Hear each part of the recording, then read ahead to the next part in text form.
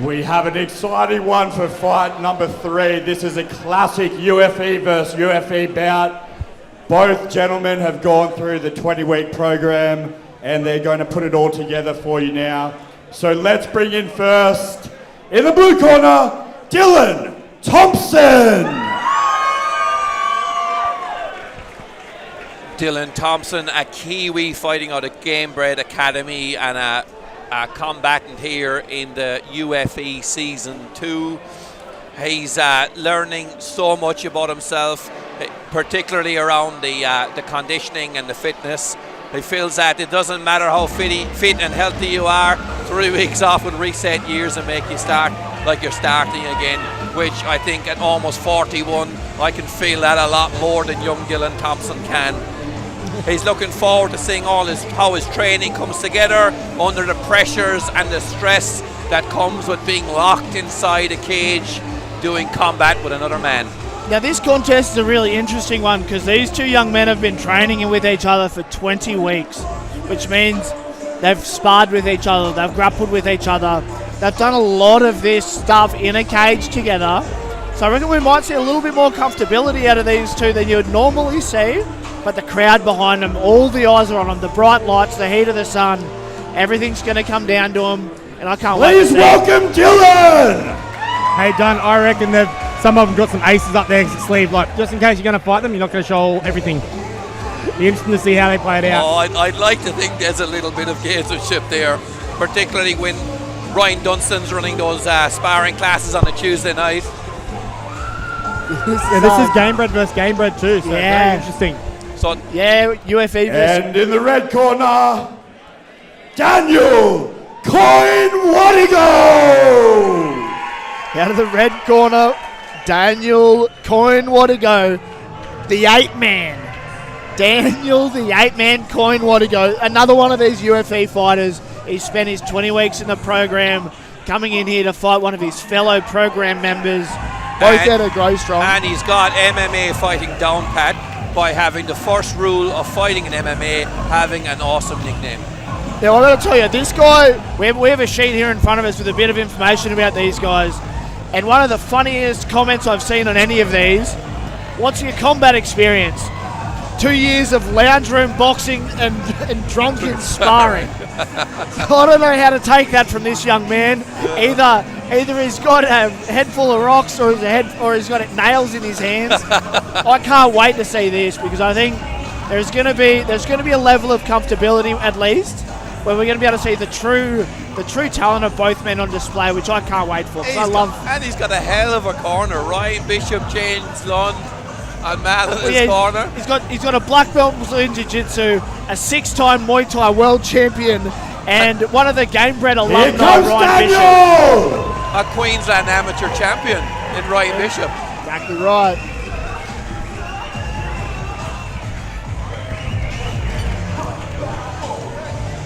So looking forward to this one. This is like I love when you start getting these equal weights, and obviously equal weights the whole way through, but both guys look dialed in. Oh, and great obvious conditioning in both guys as well. This is fight number 3 and our first pure Ultimate Fight Experience bout.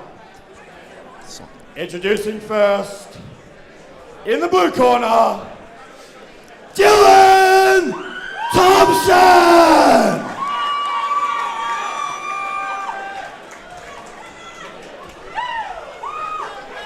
And a man that has trained with him for the past 20 weeks, in the red corner, Daniel Coyne Watego! Show the lads some love.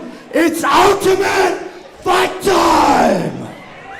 And we are lucky enough, I'm not sure, but it appears Dylan Thompson's fan base are sitting directly behind the commentary position here, so let's expect some cheering here from Dylan's corner. These guys are going to be going all out in this. Can't wait. The first 30 seconds is always fireworks, and you kind of settle in. So, but Coyne Watego is the team leader of a freight company, so let's see if he just tries to drive through him. Dad pun gone. That is a magic pun straight off the bat. You can already Flawless. you can already see the comfortable nature of both of these guys straight away. Absolutely. There's a level of comfort that whilst they're in front of a crowd for the first time, nice right hand. they've clearly seen each other before. So early in this piece, Coyne Watego's jab is starting to find a home, whereas Dylan Thompson looks like he's got a little bit more intent with that right hand of finding his home twice already. Yeah, he's just throwing some feints out there and just going for that right cross down the pipe. But what I'm liking is they're also setting up the leg kicks as well. They're not just throwing naked leg kicks, but the hands are going out, making feints, different reads. This is what you expect as good quality seasoned fighters. They're kind of basically sitting there working out what the opponent's going to do and look for tells and patterns. And they're looking to set up their combos. You know, they've been working hard over 20 weeks. It's not just one punch, one jab. There's a bunch of combos that lead on from kicks and throwing those feints, looking to set up those combos. This might be a niche thing that maybe not as interesting to someone else, but I'm really liking 8-man's entry as he never takes a step forward. He's always keeping himself off center. So he may take a diagonal to the right, diagonal to the left, but he's very rarely going straight in. Yeah. It's a really good move to get into the habit of. Absolutely, and also when he retreats, he's retreating off an angle, which is what you always teach people. So Yeah. it must be a great student. The other point though is Coyne Watego's these leg kicks is going to start adding up on Thompson. Thompson's still walking through them at this stage, but if we go into the later rounds, that's really going to pay off. There, another one again. It's a matter of time before they really start to debilitate you. Yeah. And Coyne Watego's shin pads are starting to come down as a result. He's using that right foot so much it's just pulling down a bit. So as he gets the connection and pulling back, it's just starting to come down his feet. But I'm loving as well because Thompson does these little hip feints as well. He's about to throw a kick, and it's just Coyne Watego's starting to see it and reading it. So all that walking backwards makes a difference. Trip, right hand. He'd set up a trip there, but he decided bugger the trip and went straight in with a big overhand right. Very nice. That was a great overhand right. I'm loving the different reads they're giving. Nice feints, 8-man's throwing a couple of different feints, different reads.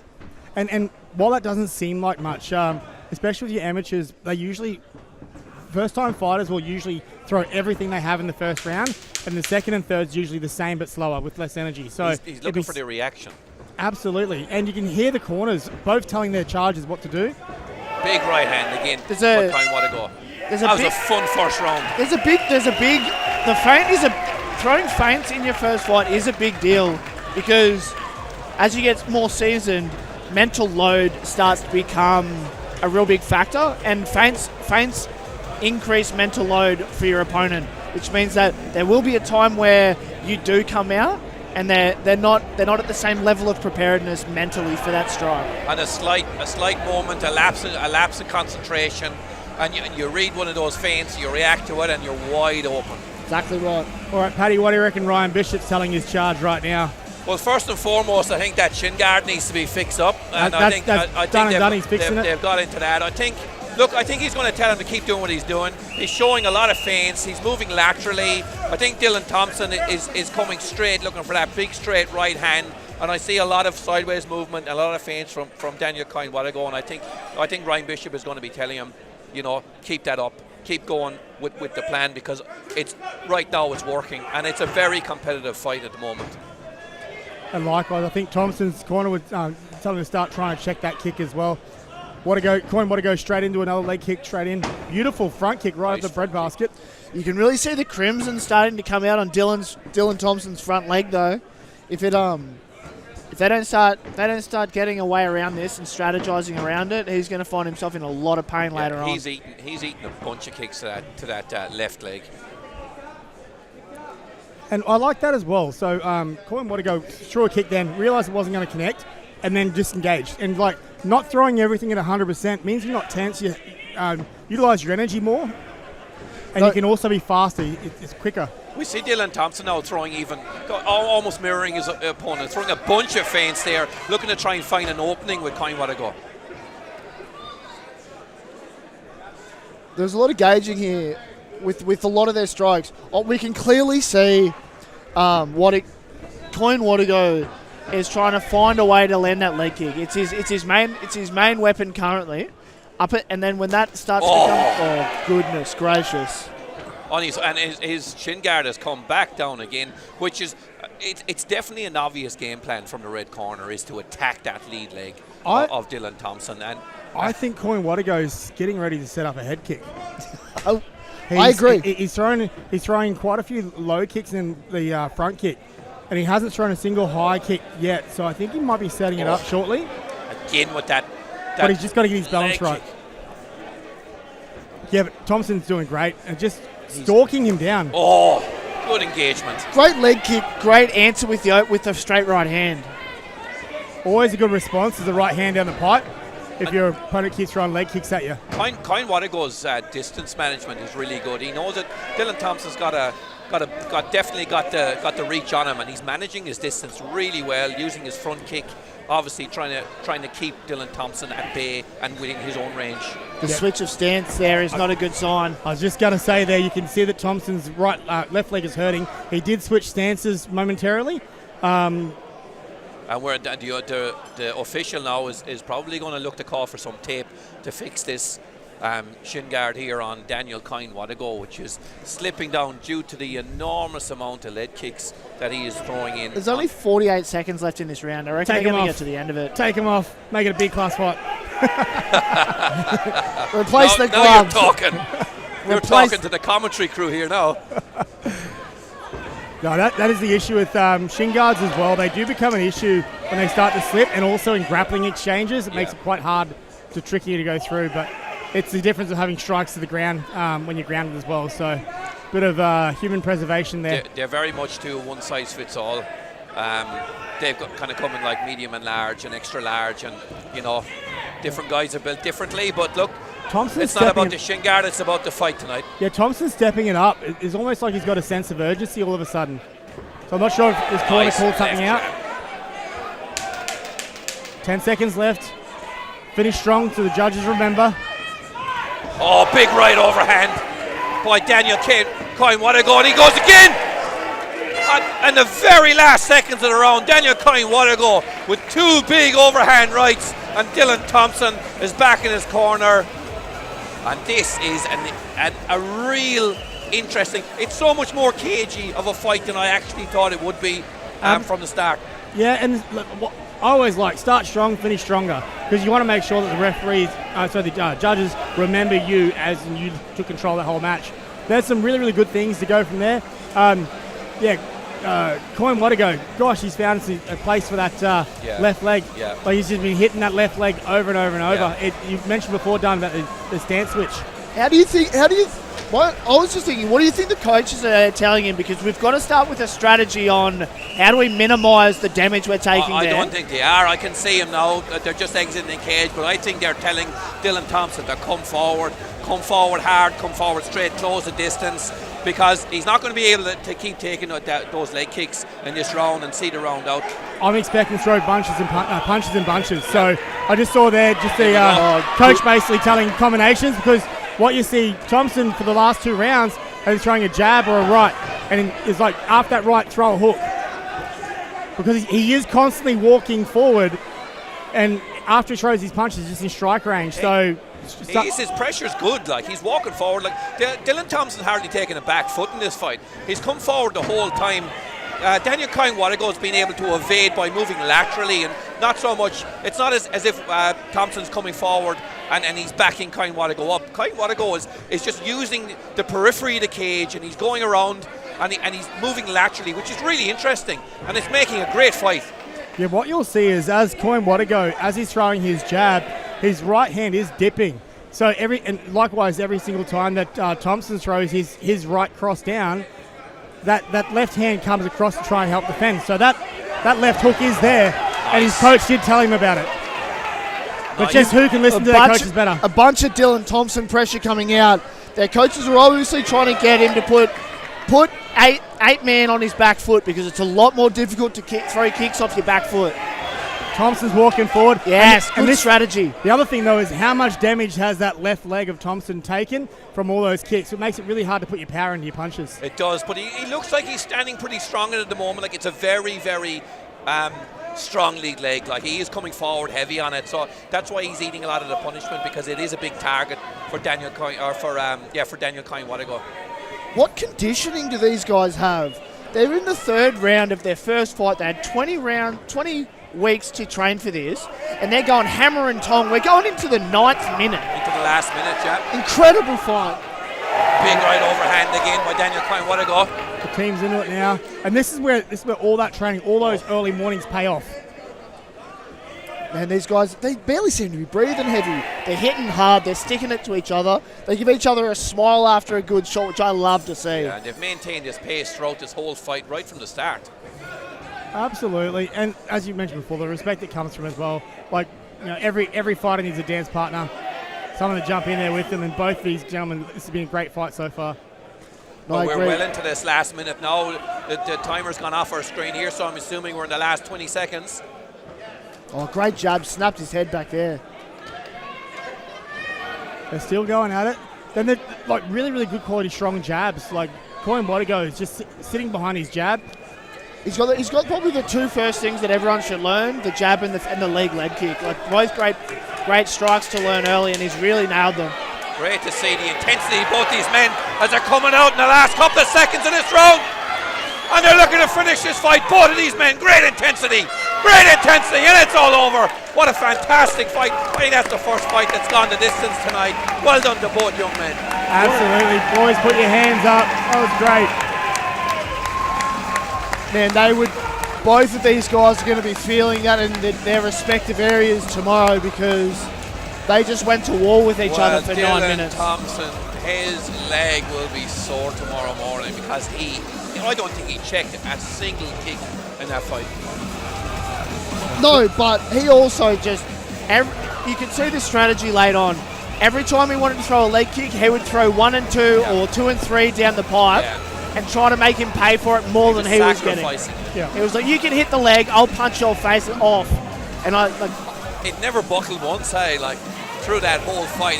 His big lead leg just kept strong, with big strong guy, Dylan Thompson. But great, absolute brilliant contest. I can tell you, Coyne Watego will be happy he's wearing shin pads after those leg kicks.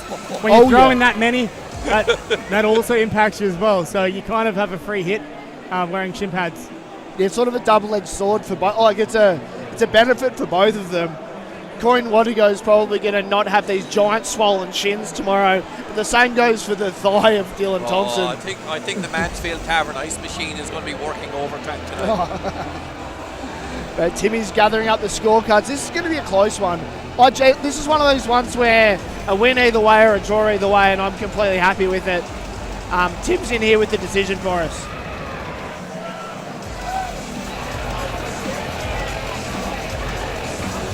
Well, who thought these boys put the work in? What a fight!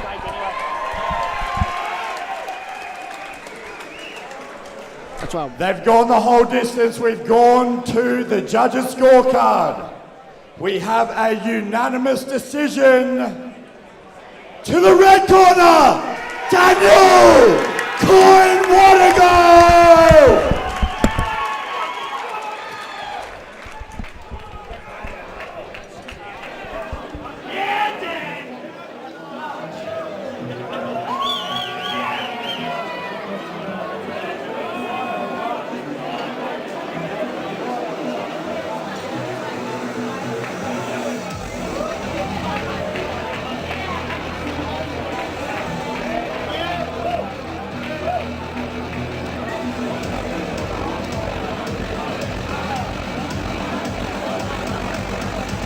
Dylan, before you go, have a quick yarn to me, mate.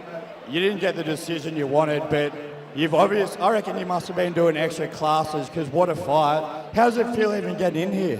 It's good fun. Definitely worth the experience to get in and say you've done it. You've got to be pretty happy with that display. You can see you put in the effort, great striking, competent grappling. Like you've obviously got to be proud of yourself. Yeah, obviously didn't walk away with the win, but jumping in the cage and giving it a good effort. Come back for another one, get the W next time. Yeah, for sure, that was fun. Well done, my man. Go enjoy the night. Big guy, congratulations. not an easy win, but it's got to feel. First things first. How does it feel to win? It feels good, man. It's just formalizing the 20 weeks. You know, it's like that was the real journey. That was the real hard part. This was at 9 minutes of activity. So 20 weeks worth of training for this. It felt a bit easier than I expected, to be honest. Just getting through it. Not disrespectfully. I mean cardio-wise. I was like, oh shit, I've actually done the work. I can do this. Yeah. Sorry. No, huge effort for you both to go the full 9, 3 rounds. Incredibly impressive. What's it like fighting a guy that you've been training with and going on the whole journey with? It was hard. A lot of the other guys got people from outside the gym and stuff, and I thought that would be a bit easier. It's hard. Like, we had a chat last night after the weigh-ins, and I was like, he's a nice guy. Like, I got to go punch him in the face and try to get G'd up about it. You know, it's a bit awkward, but you know, at the end of the day, it's a sport, and we're just here to compete, and that's what I did.